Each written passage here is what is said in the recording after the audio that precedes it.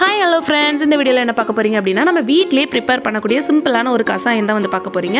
இது குழந்தைங்களுக்கும் கொடுக்கலாம், பெரியவங்களுக்கும் கொடுக்கலாம். சளி, இருமல், காய்ச்சல் எது இருந்தாலும் இதை வந்து ஃபஸ்ட் எய்ட் மாதிரி நம்ம வீட்டிலே பண்ணிக்கலாம். ஸோ அதுக்கு வந்து கண்டிப்பாக எல்லார் வீட்லேயும் இந்த ஓம இலை வந்து இருக்கும். ஓம இலை, கற்பூர இலை அப்படின்னு சொல்லுவாங்க.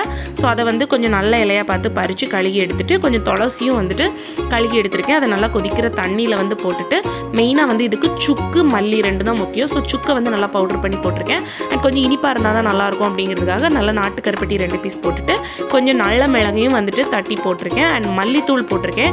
மல்லி தான் வந்து நம்ம வந்து வறுக்காத, அதாவது பச்சை மல்லியாக இருந்துச்சு அப்படின்னா இடித்து போடணும். ஆனால் என்கிட்ட மல்லி பவுடர் இருந்தனால அது போட்டிருக்கேன்.